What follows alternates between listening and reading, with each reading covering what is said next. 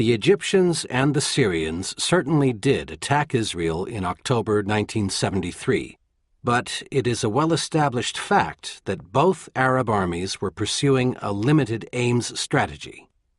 The Egyptians hoped to conquer a slice of territory in the Sinai Peninsula and then bargain with Israel for the return of the rest of the Sinai, while the Syrians hoped to recapture the Golan Heights. Neither the Egyptians nor the Syrians intended to invade Israel, much less threaten its existence. Not only did Israel have the most formidable army in the region, but it also had nuclear weapons, which would have made any attempt to conquer it suicidal.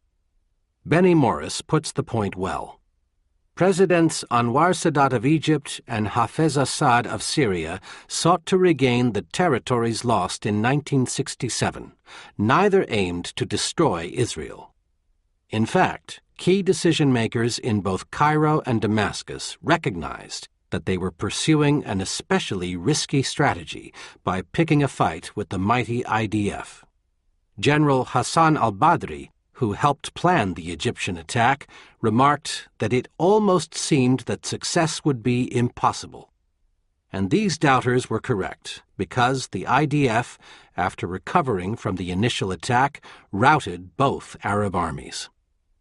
With the possible exception of Iran, it is hard to make the case today that Israel's neighbors are bent on destroying it. As noted, Israel has signed peace treaties with Egypt and Jordan. And, as will be discussed in Chapter 9, Israel walked away from a possible peace treaty with Syria in 2000. At an Arab summit in March 2002, the Crown Prince of Saudi Arabia attempted to defuse the Israeli-Palestinian conflict by putting forward a proposal calling for full recognition of Israel by virtually every Arab government and normalization of relations with the Jewish state. In return, Israel would have to withdraw from the occupied territories and work toward a fair solution to the Palestinian refugee problem. The initiative was unanimously endorsed by the Arab League. Even Saddam Hussein backed it. The proposal went nowhere at the time, but the Saudis resurrected it in early 2007. There is certainly no evidence that post-Saddam Iraq is interested in destroying Israel. While Hamas and Hezbollah may reject Israel's existence and inflict suffering, they do not, as noted, have the capability to pose a mortal danger. Iran would obviously be a serious threat to Israel if it acquired nuclear weapons, but as long as Israel has its own nuclear arsenal, Iran cannot attack it without being destroyed itself. Aiding a fellow democracy. American backing is often justified by the claim that Israel is a fellow democracy. Indeed, its defenders frequently remind Americans that Israel is the only democracy in the Middle East, and that it is surrounded by hostile dictatorships. This rationale sounds convincing, but it cannot account for the current level of U.S. support. After all, there are many democracies around the world, but none receives the level of unconditional aid that Israel does.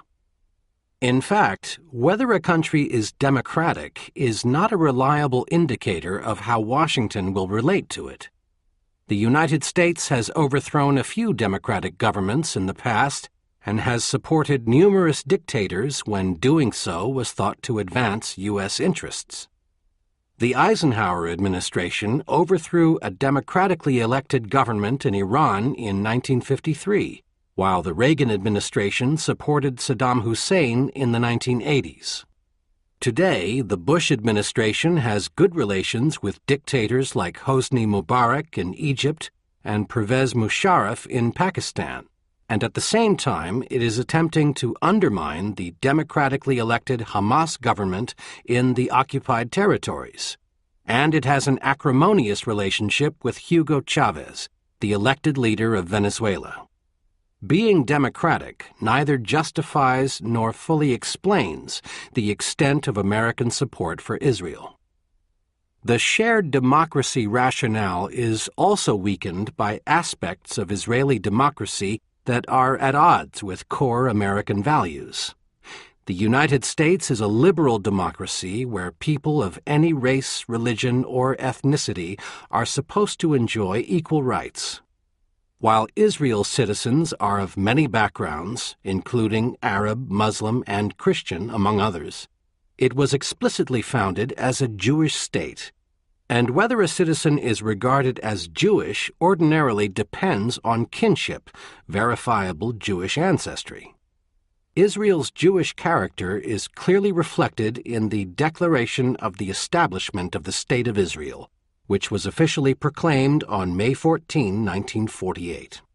It explicitly refers to the United Nations' recognition of the right of the Jewish people to establish their state, openly proclaims the establishment of a Jewish state in Eretz Israel, and later describes the new state as the sovereign Jewish people settled in its own land. Given Israel's Jewish character, its leaders have long emphasized the importance of maintaining an unchallenged Jewish majority within its borders.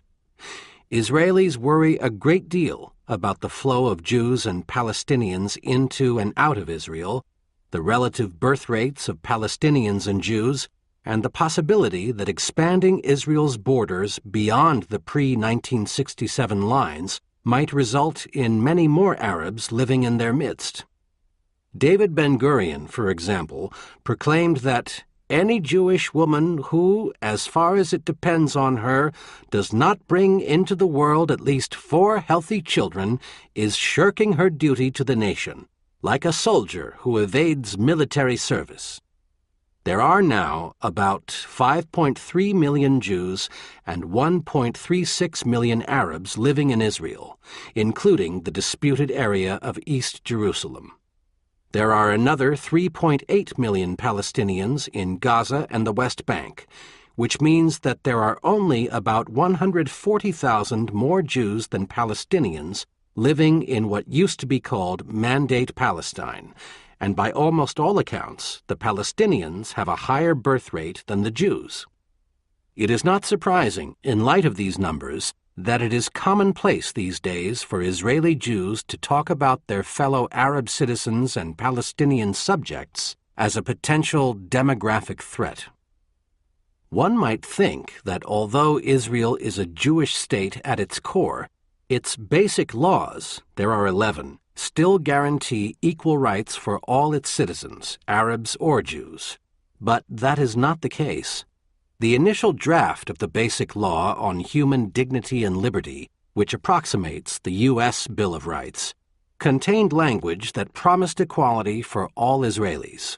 All are equal before the law, and there shall be no discrimination on the grounds of gender, religion, nationality, race, ethnic group, country of origin, or any other irrelevant factor. Ultimately, however, a Knesset committee removed that clause from the final version that became law in 1992. Since then, Arab members of Israel's Knesset have made numerous attempts to amend that basic law by adding language that provides for equality before the law. But their Jewish colleagues have refused to go along, a situation that stands in marked contrast to the United States, where the equality principle is enshrined in law.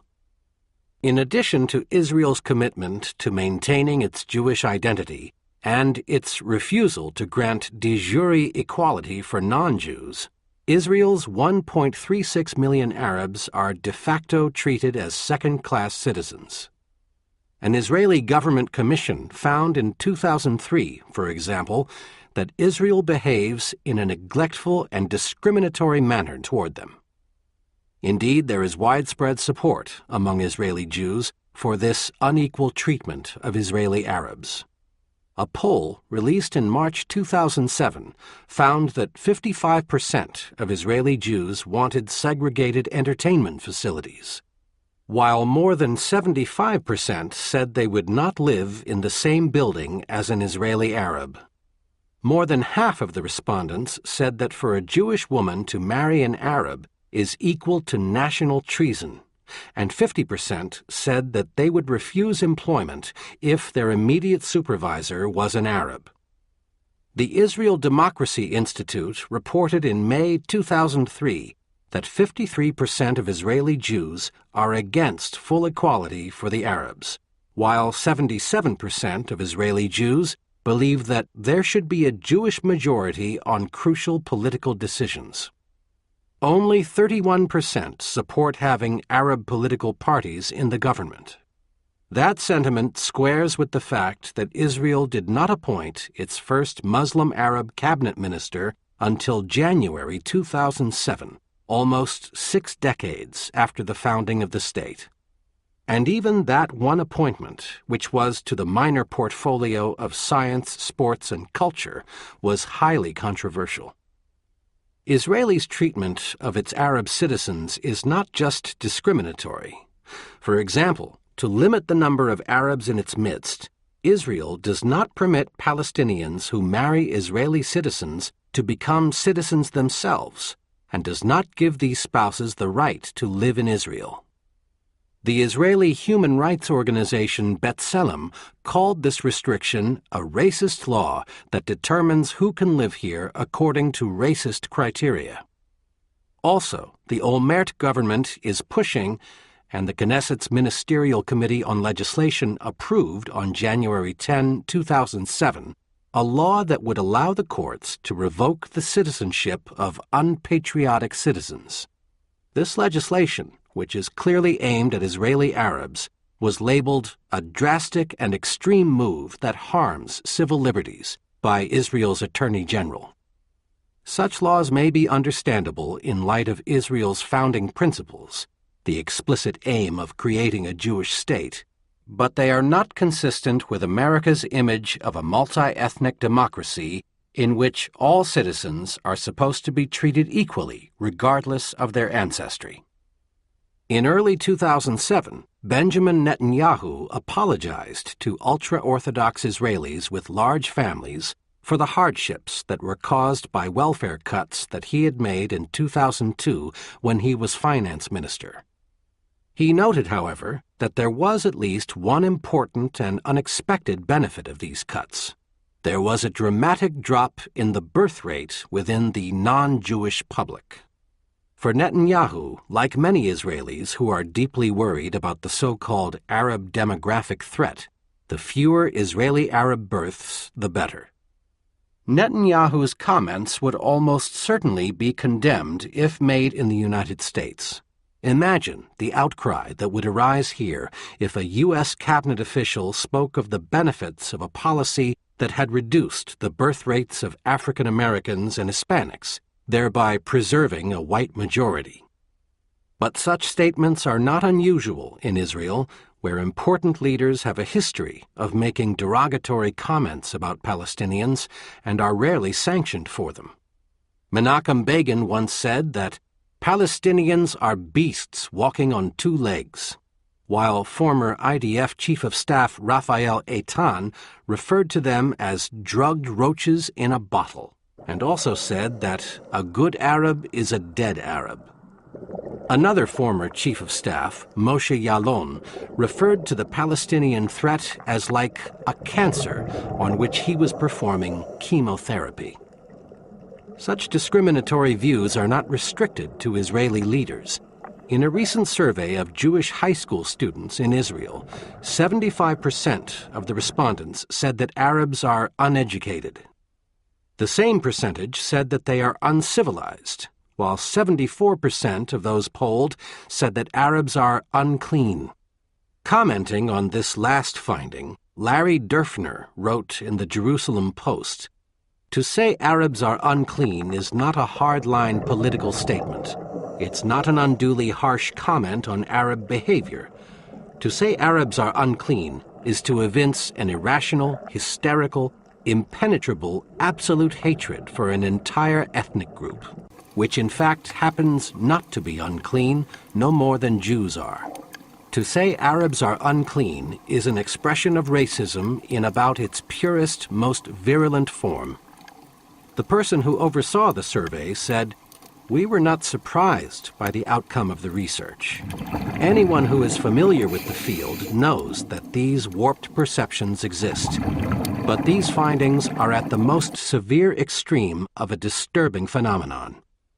It is noteworthy that the same survey polled Israeli Arab youth as well, and Dürfner reports that while their attitudes toward Jews are awful, they're considerably less awful than the Jewish students' attitudes toward them. These hostile attitudes toward Israeli Arabs, coupled with fears about a demographic threat and the desire to maintain a Jewish majority, have led to considerable support among Israeli Jews for expelling or transferring much of the Arab population from Israel. Indeed, Avigdor Lieberman, who was appointed Deputy Prime Minister for Strategic Threats in 2006, has made it clear that he favors expulsion, so as to make Israel as much as possible a homogeneous Jewish state. Specifically, he advocates trading portions of Israel that are densely packed with Arabs for areas of the West Bank that contain Jewish settlers.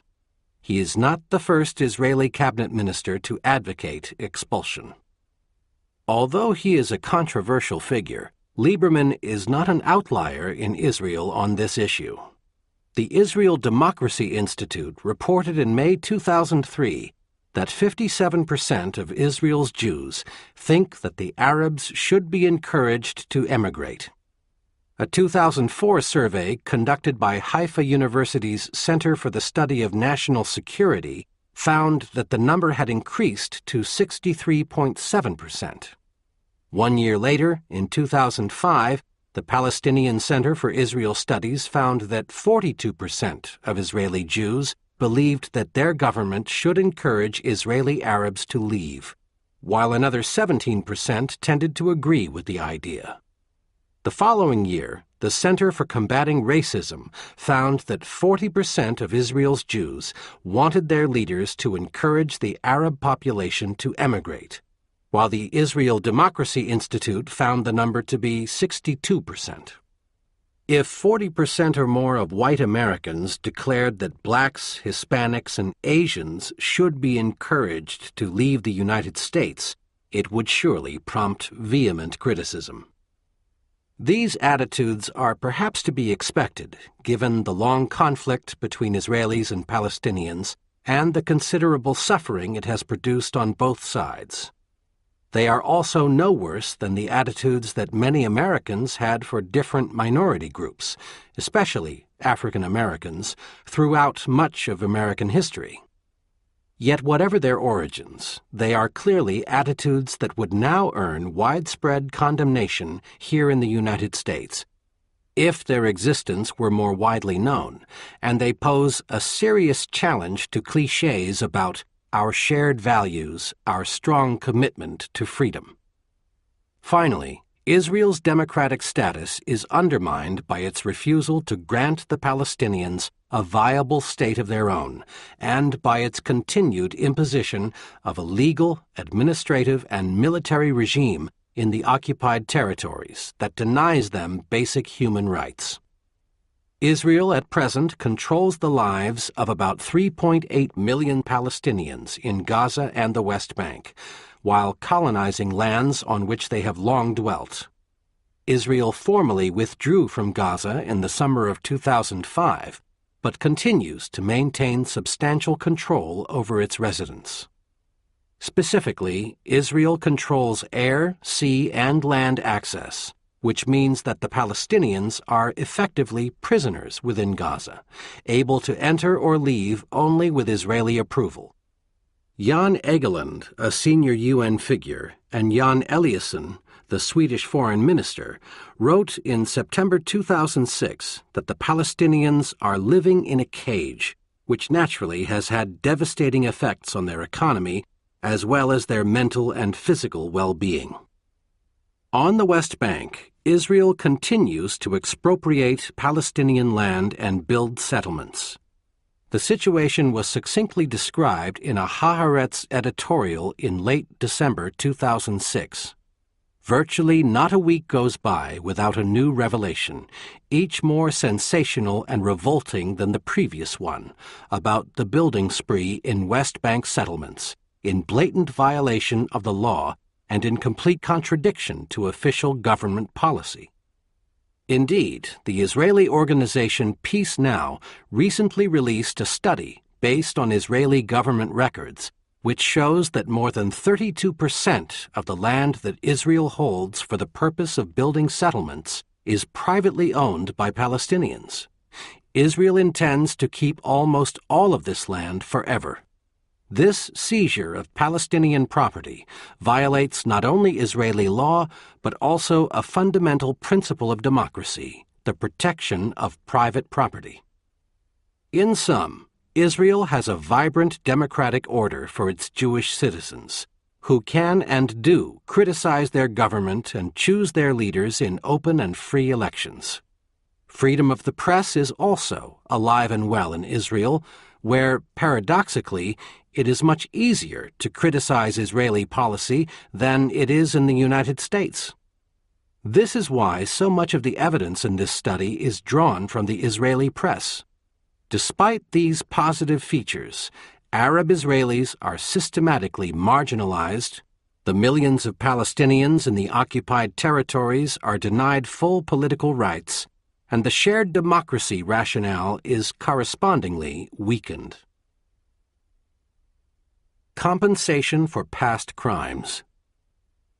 A third moral justification is the history of Jewish suffering in the Christian West, especially the tragic experience of the Holocaust.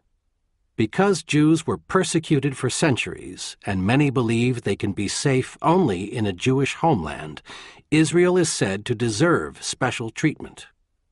This view formed the basis for the original Zionist program, played an important role in convincing the United States and other countries to back Israel's founding, and continues to resonate today.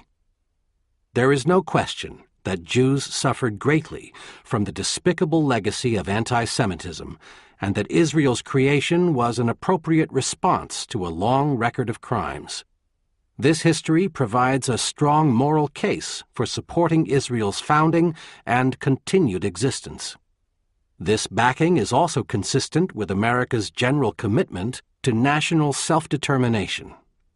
But one cannot ignore the fact that the creation of Israel involved additional crimes against a largely innocent third party, the Palestinians. Crimes against Jews justify backing Israel's existence, but its crimes against Palestinians undermine its claim to special treatment. The history of these events is well documented. When political Zionism began in earnest in the late 19th century, there were only about 15,000 to 17,000 Jews living in Palestine. In 1893, for example, the Arabs comprised roughly 95% of the population, and though under Ottoman control, they had been in continuous possession of this territory for 1,300 years. The old Zionist adage that Palestine was a land without people for a people without a land was dead wrong regarding the land. It was occupied by another people. The early Zionists hoped that the waves of Jews who began leaving Europe in the last decades of the 19th century would come to Palestine, allowing the Jews to gain a decisive numerical advantage over the Arabs there. But that did not happen, mainly because most of these Jews preferred to go to the United States. Only 100,000 of the 4 million Jews who left Europe between 1880 and 1920 went to Palestine. In fact, until Hitler came to power, the Jews in Palestine could not fill the generous immigration quotas allowed by the British. In 1948, when Israel was founded, its 650,000 Jews were only about 35% of Palestine's population, and they owned only 7% of its land. From the start, the leading Zionists were determined to create a Jewish state that covered virtually all of Palestine, and even parts of Lebanon and Syria. Of course, there were differences among them on where they thought the borders should be drawn in an ideal world, and almost all recognized that it might not be possible to realize all of their territorial ambitions. The mainstream Zionist leadership, it should be emphasized, was never interested in establishing a binational state where Arabs and Jews lived side by side in a country that had no religious identity and might even have more Arabs than Jews. The goal from the beginning was to create instead a Jewish state in which Jews comprised at least 85% of the population. The Zionists' ambitions also went beyond a permanent partition of Palestine. It is widely believed in the United States, especially among Israel's supporters, that the Zionists were willing to agree to a permanently partitioned Palestine. And indeed, they did agree to the partition plans put forward by Britain's Peel Commission in 1937 and the UN in 1947. But their acceptance of these plans did not mean that they intended to accept only part of Palestine in perpetuity, or that they were willing to support the creation of a Palestinian state. As recent scholarship makes abundantly clear, the Zionist leadership was sometimes willing to accept partition as a first step, but this was a tactical maneuver and not their real objective. They had no intention of coexisting alongside a viable Palestinian state over the long run, as that outcome was in direct conflict with their dream of creating a Jewish state in all of Palestine. There was fierce opposition among the Zionists to the Peel Commission's partition plan, and their leader, David Ben-Gurion, was barely able to get his fellow Zionists to accept it. They eventually agreed to the proposal, however, because they recognized that Ben-Gurion intended eventually to take all of the land of Palestine. The Zionist leader made this point clearly in the summer of 1937, when he told the Zionist executive, "After the formation of a large army in the wake of the establishment of the state, we will abolish partition and expand to the whole of Palestine." Similarly, he told his son Amos that same year, "Erect a Jewish state at once, even if it is not in the whole land. The rest will come in the course of time. It must come." The Peel Commission's plan went nowhere in 1937, and over the course of the ensuing decade, the Zionists remained committed to incorporating all of Mandate Palestine into a future Jewish state. Ben-Gurion made a number of comments in the first half of 1947 that show he still wanted all of Palestine. For example, Israeli scholar Uri Ben Eliezer reports, "On May 13, 1947, Ben-Gurion told a meeting of the Jewish Agency Executive, which was held in the United States, 'We want the land of Israel in its entirety. That was the original intention.' A week later, speaking to the elected assembly in Jerusalem, the leader of the Yeshuv wondered, 'Does anyone among us disagree that the original intention of the Balfour Declaration and the Mandate, and the original intention of the hopes harbored by generations of the Jewish people, was finally to establish a Jewish state in the whole land of Israel?' Speaking to the Mapai Secretariat in June, Ben-Gurion stated that it would be a mistake to forego any part of the land. 'We have no right to do that,' he said, 'and there is no need for it.'" Later that year, in November, the UN devised a new plan to partition Palestine between the Zionists and the Palestinian Arabs. The Zionists publicly accepted this plan as well. But in fact, Ben-Gurion had already negotiated a deal with King Abdullah of Transjordan to divide up Palestine between Israel and Transjordan and deny the Palestinians a state. This secret arrangement, which Britain endorsed, allowed Transjordan to acquire the West Bank and Israel to take what it could of the rest of Palestine. The deal was ultimately implemented during the 1948 war, although in a somewhat disjointed fashion. Israeli leaders, not surprisingly, gave serious thought during the war to conquering the West Bank and taking all of Mandate Palestine for their new state. But they decided that the likely costs outweighed the potential benefits. Transjordan, which later became Jordan, controlled the West Bank until the 1967 Six-Day War, when the IDF conquered it. In short, Israel's founding fathers were determined from the beginning to create a greater Israel, which left no room for a Palestinian state and little room for Palestinians inside the Jewish state. Given that Arabs heavily outnumbered Jews in Palestine, and that the Zionists were bent on conquering as much territory as feasible, they had little choice but to expel large numbers of Arabs from the territory that would eventually become Israel. There was no other way to accomplish their objective, as the Arabs were hardly likely to give up their land voluntarily. This is why the Peel Commission's plan to partition Palestine called explicitly for population transfer. It is also why the UN partition plan, which called for establishing an Israel that was 55% Jewish and 45% Arab, was unworkable. There was certainly no way that a Jewish state could be created in all of Palestine without convincing large numbers of Arabs to leave.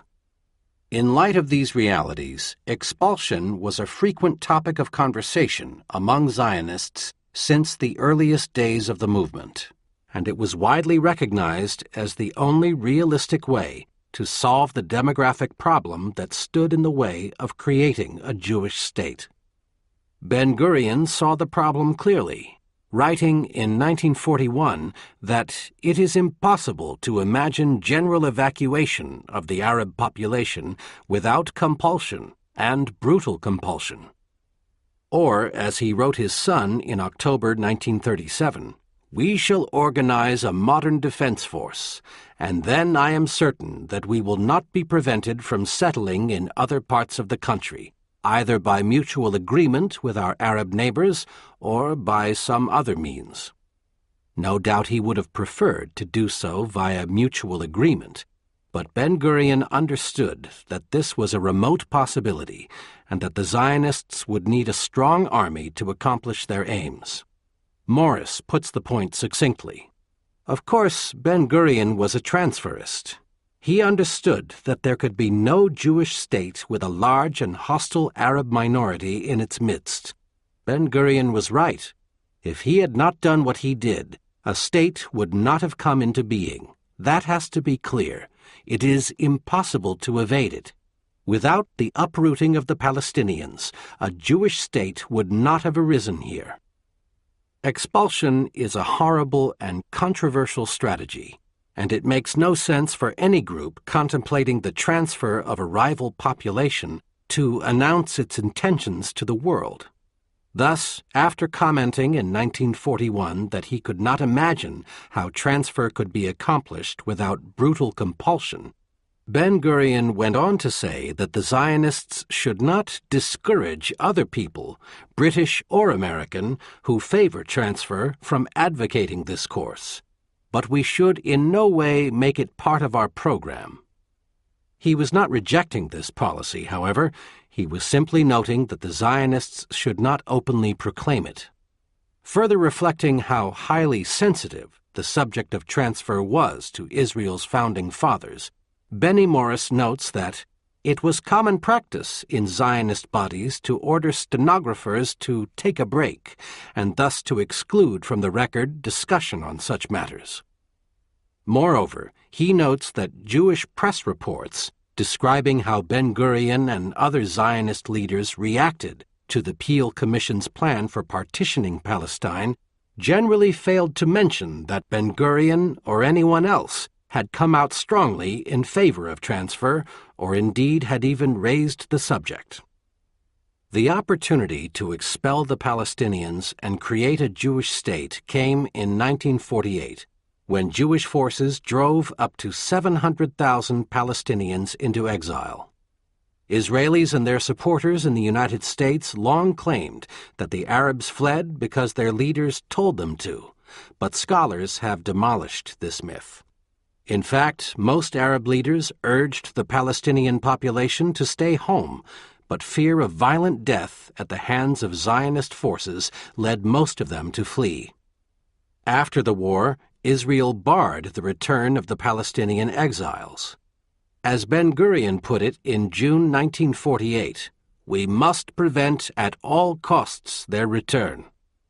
By 1962, Israel owned almost 93% of the land inside its borders. To achieve this outcome, 531 Arab villages were destroyed and 11 urban neighborhoods emptied of their inhabitants. Former Israeli Defense Minister Moshe Dayan captures the catastrophe that the Zionists inflicted on the Palestinians to create the State of Israel. Jewish villages were built in the place of Arab villages. You do not even know the names of these Arab villages, and I do not blame you, because geography books no longer exist. Not only do the books not exist, the Arab villages are not there either. There is not a single place built in this country that did not have a former Arab population. The fact that the creation of Israel entailed a grave injustice against the Palestinian people was well understood by Israel's leaders. As Ben-Gurion told Nahum Goldman, president of the World Jewish Congress in 1956, "If I was an Arab leader, I would never make terms with Israel. That is natural. We have taken their country. Sure, God promised it to us, but what does that matter to them? Our God is not theirs. We come from Israel, it's true, but 2,000 years ago, and what is that to them? There has been anti-Semitism, the Nazis, Hitler, Auschwitz, but was that their fault? They only see one thing: we have come here and stolen their country. Why should they accept that?" Zeev Jabotinsky, the founding father of the Israeli right, made essentially the same point when he wrote in 1923, "Colonization is self-explanatory, and what it implies is fully understood by every sensible Jew and Arab. There can be only one purpose in colonization. For the country's Arabs, that purpose is essentially unacceptable. This is a natural reaction, and nothing will change it." Burl Katznelson, a close ally of Ben-Gurion and a leading intellectual force among the early Zionists, put the point bluntly: "The Zionist enterprise is an enterprise of conquest." In the 6 decades since Israel was created, its leaders have repeatedly sought to deny the Palestinians' national ambitions. Prime Minister Golda Meir, for example, famously remarked that there was no such thing as a Palestinian. Many Israeli leaders also maintained a deep interest in incorporating the West Bank and Gaza into Israel. In 1949, for example, Moshe Dayan proclaimed that Israel's boundaries were ridiculous from all points of view. Israel's eastern border, he felt, should be the Jordan River. Dayan was no exception in this regard. Many of his fellow generals, as well as Ben-Gurion himself, were keen on acquiring the West Bank for Israel. Benny Morris is certainly correct when he notes that the vision of Greater Israel as Zionism's ultimate objective did not end with the 1948 war. After the start of the First Intifada in December 1987, some Israeli leaders began to countenance giving the Palestinians limited autonomy in particular areas of the West Bank and Gaza.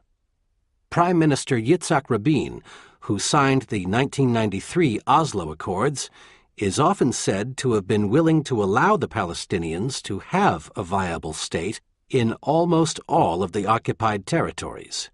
But this view is not correct. Rabin, in fact, opposed creating a full-fledged Palestinian state. Speaking in 1995, the year that he was murdered, Rabin said, "I seek peaceful coexistence between Israel as a Jewish state, not all over the land of Israel or most of it, its capital, the United Jerusalem, its security border with Jordan rebuilt, next to it a Palestinian entity, less than a state that runs the life of Palestinians. This is my goal, not to return to the pre-Six-Day War lines, but to create two entities, a separation between Israel and the Palestinians who reside in the West Bank and the Gaza Strip. The depth of Israel's opposition to creating a Palestinian state, even in the late 1990s, is reflected in an incident involving First Lady Hillary Clinton. In the spring of 1998, Israelis and their American supporters sharply criticized her for saying that it would be in the long-term interests of peace in the Middle East for there to be a state of Palestine, a functioning modern state that is on the same footing as other states. White House officials, according to the New York Times, immediately disowned her comments and insisted that she was speaking only for herself. Her view, the White House press secretary said, is not the view of the president. By 2000, however, it was finally acceptable for American politicians to speak openly about the desirability of a Palestinian state. At the same time, pressure from extremist violence and the growing Palestinian population has forced recent Israeli leaders to dismantle the settlements in the Gaza Strip and to explore territorial compromises involving the West Bank. Still, no Israeli government has been willing to offer the Palestinians a viable state of their own. As discussed below, even Prime Minister Ehud Barak's purportedly generous offer at Camp David in July 2000 would have given the Palestinians only a disarmed and dismembered state under de facto Israeli control. In 2002, former Prime Minister Yitzhak Shamir reiterated his opposition to giving the Palestinians any kind of state, while former Prime Minister Benjamin Netanyahu made it clear the following year that he favored only a semi-sovereign Palestinian state. Europe's crimes against the Jews provide a strong moral justification for Israel's right to exist. No new settler state can hope to come into existence without some degree of violence. But Israel has continued to impose terrible violence and discrimination on the Palestinians for decades. These policies can no longer be justified on the grounds that the existence of Israel is at stake.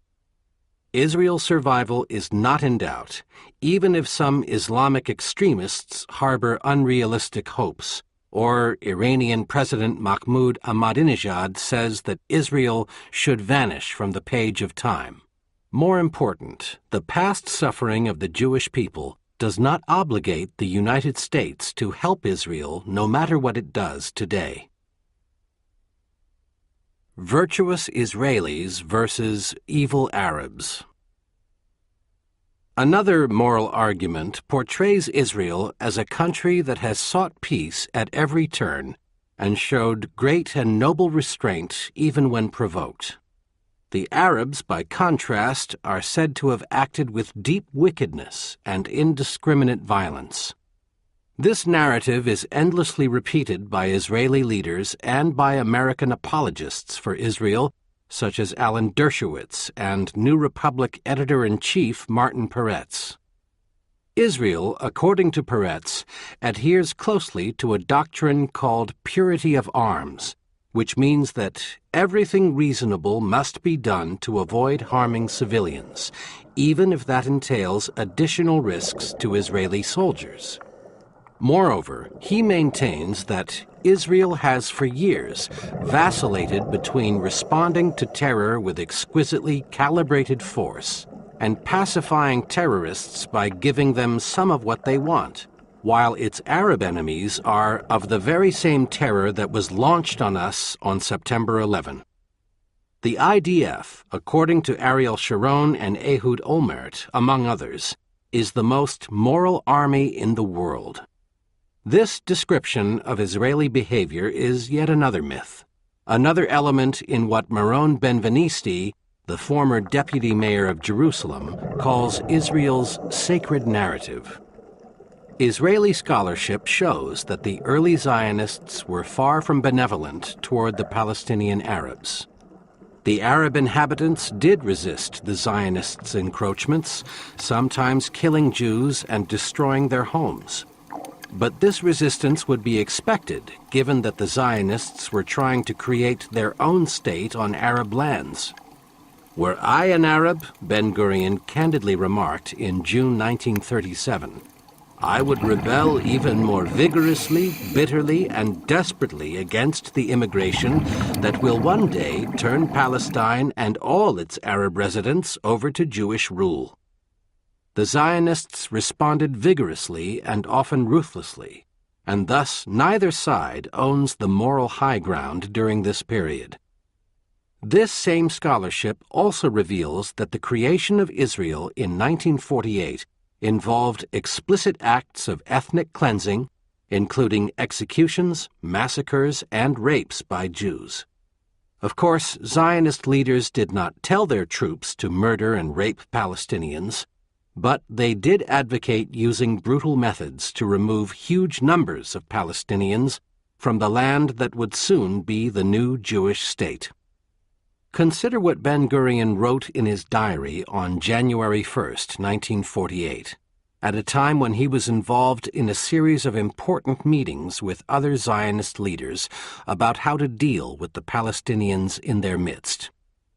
"There is a need now for strong and brutal reaction. We need to be accurate about timing, place, and those we hit. If we accuse a family, we need to harm them without mercy, women and children included. Otherwise, this is not an effective reaction. There is no need to distinguish between guilty and not guilty." It is hardly surprising that this sort of guidance from the Zionist leadership, Ben-Gurion was summarizing the emerging policy, led Jewish soldiers to commit atrocities. After all, we have seen this pattern of behavior in many wars, fought by many different peoples. Regardless, the occurrence of atrocities in this period undercuts Israel's claim to a special moral status. Israel's subsequent conduct toward its Arab adversaries and its Palestinian subjects has often been severe, belying any claim to morally superior conduct. Between 1949 and 1956, for example, Morris estimates that Israeli security forces and civilian guards and their mines and booby traps killed somewhere between 2,700 and 5,000 Arab infiltrators. Some of them were undoubtedly bent on killing Israelis, but according to the available evidence, the vast majority of those killed were unarmed. The overwhelming majority had infiltrated for economic or social reasons. Morris notes that this free-fire policy led to a series of atrocities against the infiltrators. These kinds of acts were not anomalous. The IDF murdered hundreds of Egyptian prisoners of war in both the 1956 and 1967 wars. In 1967, it expelled between 100,000 and 260,000 Palestinians from the newly conquered West Bank and drove 80,000 Syrians from the Golan Heights. When the victims of these ethnic cleansings tried to sneak back to their homes, often unarmed, Israelis sometimes shot them on sight. Amnesty International estimates that between 1967 and 2003, Israel destroyed more than 10,000 homes in the West Bank and the Gaza Strip. Israel was also complicit in the massacre of innocent Palestinians by a Christian militia at the Sabra and Shatila refugee camps following its invasion of Lebanon in 1982. An Israeli investigatory commission found Defense Minister Ariel Sharon to bear personal responsibility for these atrocities by allowing the phalangists to enter the camps. While the Commission's willingness to hold a top official like Sharon accountable is admirable, we should not forget that Israeli voters subsequently elected him prime minister. Israel has now controlled the West Bank and Gaza for 40 years, making it, as the historian Perry Anderson notes, the longest official military occupation of modern history. When the occupation began, Benny Morris explains, Israelis liked to believe and tell the world that they were running an enlightened and benign occupation. qualitatively different from other military occupations the world had seen. The truth was radically different. Like all occupations, Israel's was founded on brute force, repression and fear, collaboration and treachery, beatings and torture chambers, and daily intimidation, humiliation, and manipulation. During the First Intifada, 1987 to 91, for example, the IDF distributed truncheons to its troops and encouraged them to break the bones of Palestinian protesters. The Swedish branch of the Save the Children organization released a 1,000-page report in May 1990 that detailed the effects of that conflict on the children in the occupied territories. It estimated that 23,600 to 29,900 children required medical treatment for their beating injuries in the first 2 years of the First Intifada. Moreover, it estimated that almost 1/3 of the children were 10 years or under, 1/5 were 5 and under. Over 4/5 had been beaten on their heads and upper bodies and at multiple locations, and almost 1/3 of the children sustained broken bones, including multiple fractures. Ehud Barak, the IDF's deputy chief of staff during the First Intifada, said at the time, "We do not want children to be shot under any circumstances. When you see a child, you don't shoot." Nevertheless, Save the Children estimated that 6,500 to 8,500 children were wounded by gunfire during the first 2 years of the Intifada. Regarding the 106 recorded cases of child gunshot deaths, the report concluded that almost all of them were hit by directed, not random or ricochet, gunfire. Almost 20% suffered multiple gunshot wounds. About 12% were shot from behind. 15% of the children were 10 years or younger. Most children were not participating in a stone-throwing demonstration when shot, and nearly 1/5 of the children were shot dead while at home or within 10 meters of their homes. Israel's response to the Second Intifada, 2000 to 2005, was even more violent, leading the Israeli newspaper Haaretz to declare that the IDF is turning into a killing machine whose efficiency is awe-inspiring yet shocking. The IDF fired 1 million bullets in the first days of the uprising, which is hardly a measured response. Over the course of that uprising, Israel killed 3,386 Palestinians, while 992 Israelis were killed by the Palestinians, which means that Israel killed 3.4 Palestinians for every Israeli lost. Among those killed were 676 Palestinian children and 118 Israeli children. Thus, the ratio of Palestinian to Israeli children killed was 5.7 to 1. Of the 3,386 Palestinian deaths, 1,815 were believed to be bystanders, 1,008 were killed while fighting the Israelis, and the circumstances of 563 deaths are unknown. In other words, well over half of the Palestinian fatalities appear to have been non-combatants. A similar pattern holds on the Israeli side, where 683 of its 992 deaths were civilians. The remaining 309 were military. Israeli forces have also killed several foreign peace activists, including a 23-year-old American woman crushed by an Israeli bulldozer in March 2003. Yet the Israeli government rarely investigates these civilian deaths, much less punishes the perpetrators. These facts about Israel's conduct have been amply documented by numerous human rights organizations, including prominent Israeli groups, and are not disputed by fair-minded observers. And that is why 4 former officials of Shin Bet, the Israeli domestic security organization, condemned Israel's conduct during the Second Intifada in November 2003. One of them declared, "We are behaving disgracefully," and another termed Israel's conduct patently immoral. A similar pattern can be seen in Israel's response to the escalation in violence in Gaza and Lebanon in 2006.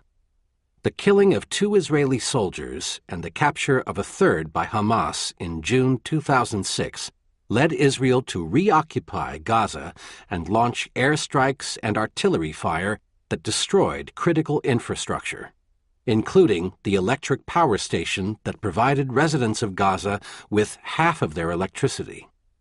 The IDF has also killed hundreds of Palestinians since moving back into Gaza, many of them children. This dire situation led the UN High Commissioner for Human Rights, Louise Arbour, to proclaim in November 2006 that the violation of human rights in this territory is massive. Likewise, when Hezbollah units crossed the Israeli-Lebanese border in July 2006 and captured 2 IDF soldiers and killed several more, Israel unleashed a bombing campaign that was designed to inflict massive punishment on Lebanon's civilian population by destroying critical infrastructure like roads, bridges, gas stations, and buildings. More than 1,000 Lebanese died, most of them innocent civilians. As discussed in Chapter 11, this response was both strategically foolish and a violation of the laws of war. In short, there is little basis for the often heard claim that Israel has consistently shown great restraint in dealing with its adversaries.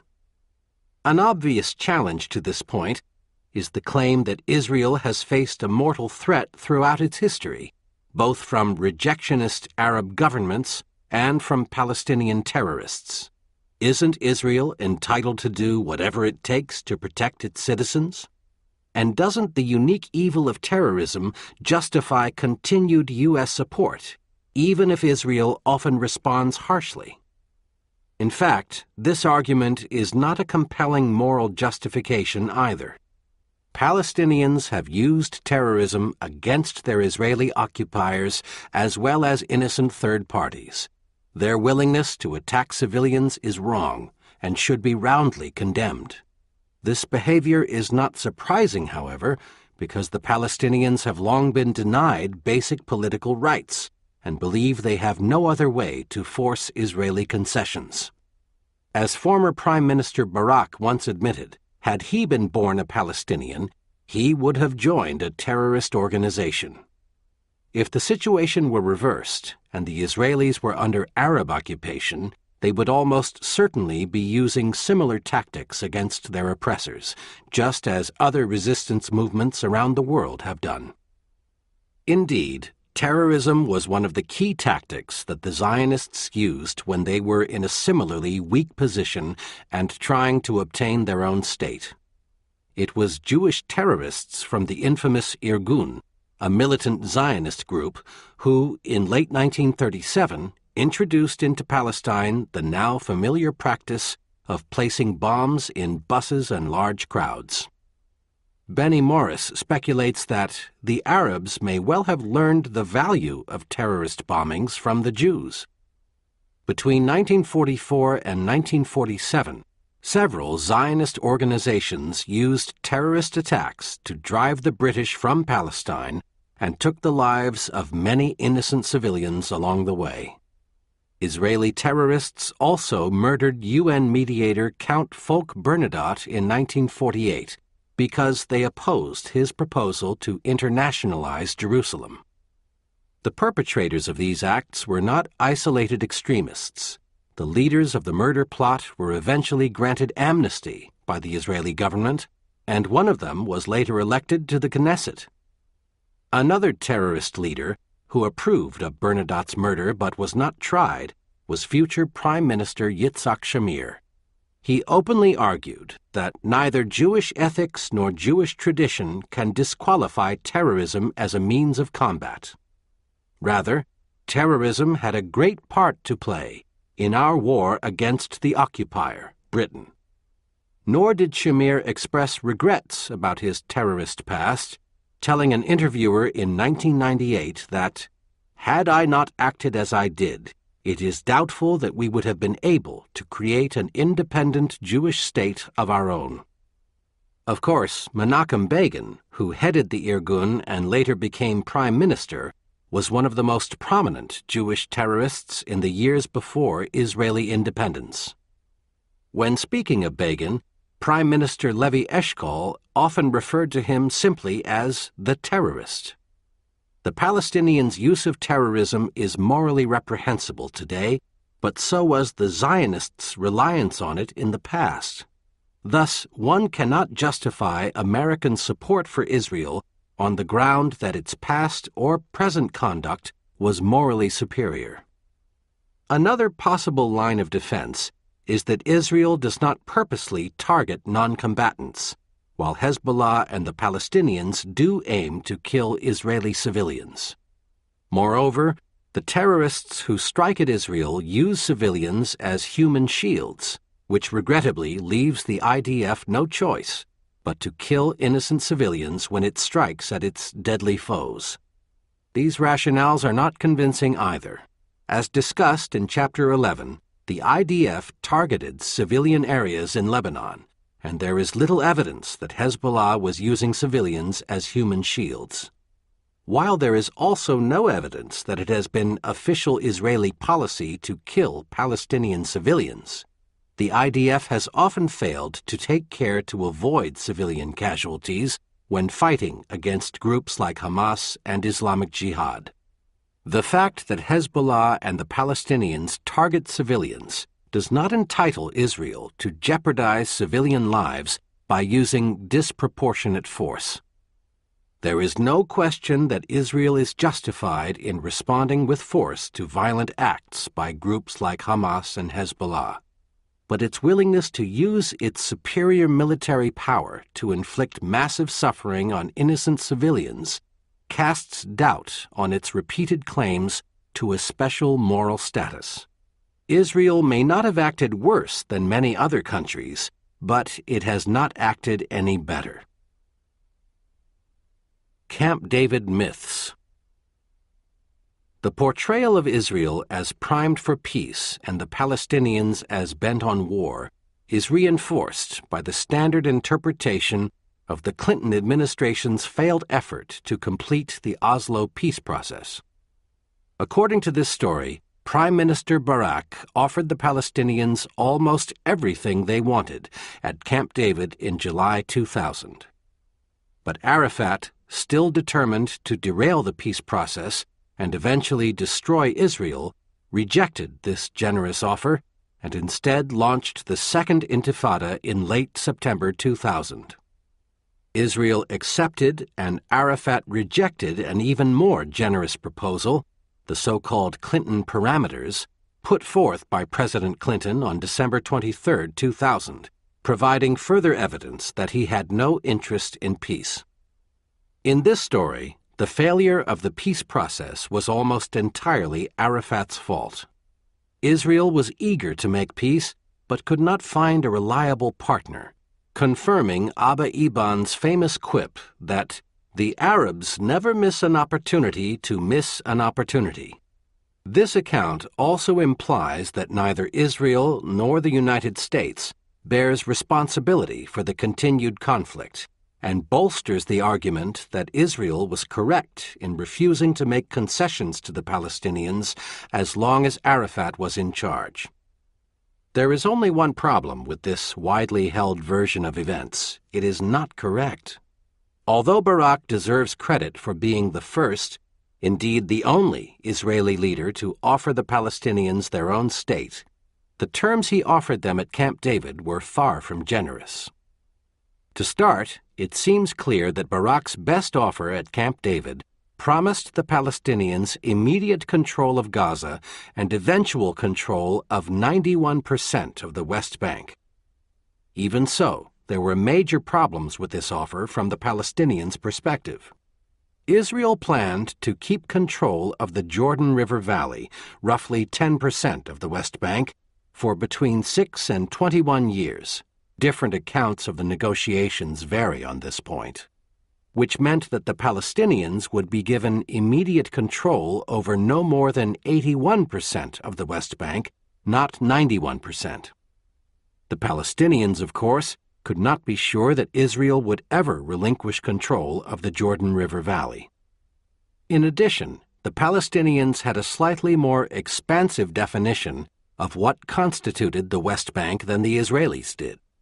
This difference, which amounted to roughly 5% of the territory in question, meant that the Palestinians saw themselves immediately getting 76% of the West Bank, and, if the Israelis were willing to surrender the Jordan River Valley at some future date, maybe 86%. What made this deal especially difficult for the Palestinians to accept was the fact that they had already agreed in the 1993 Oslo Accords to recognize Israeli sovereignty over 78% of the original British mandate. From their perspective, they were now being asked to make another major concession and accept at best 86% of the remaining 22%. To make matters worse, the final Israeli proposal at Camp David in the summer of 2000 would not have given the Palestinians a continuous piece of sovereign territory in the West Bank. The Palestinians maintain that the West Bank would have been divided into 3 cantons separated by Israeli territory. Israelis dispute this claim, but Barak himself acknowledges that Israel would have maintained control of a razor-thin wedge of territory running from Jerusalem to the Jordan River Valley. This wedge, which would completely bisect the West Bank, was essential to Israel's plan to retain control of the Jordan River Valley. Thus, the Palestinian state proposed at Camp David would have been composed of either 2 or 3 distinct cantons in the West Bank and Gaza, which is itself separated from the West Bank by Israeli territory. Barak later said that the Palestinian areas on the West Bank could have been connected by a tunnel or bridge, while Gaza and the West Bank would have been connected by a travel corridor. With regard to the thorny issue of Jerusalem, Barak's proposal to divide the city was a major step in the right direction. Nonetheless, the Palestinians were not offered full sovereignty in a number of Arab neighborhoods in East Jerusalem, which made the proposal significantly less attractive to them. Israel would also have kept control over the new Palestinian state's borders, its airspace, and its water resources, and the Palestinians would be permanently barred from building an army to defend themselves. It is hard to imagine any leader accepting these terms. Certainly no other state in the world has such curtailed sovereignty or faces so many obstacles to building a workable economy and society. Given all this, it is not surprising that Barak's former foreign minister, Shlomo Ben-Ami, who was a key participant at Camp David, later told an interviewer, "If I were a Palestinian, I would have rejected Camp David as well." The common claim that Arafat launched the Second Intifada in late September 2000, either to enhance his leverage in the negotiations or to destroy the peace process itself, does not stand up against the evidence either. He continued negotiating with the Israelis and the Americans after Camp David, and he even visited Prime Minister Ehud Barak's home a few nights before the violence broke out. According to Charles Anderlin, a French journalist who has written an important book on the failure of these negotiations, the two leaders were uncharacteristically friendly and optimistic about the negotiations that evening. Moreover, the former head of Shin Bet, Ami Ayalon, has stated that Arafat neither prepared nor triggered the Intifada.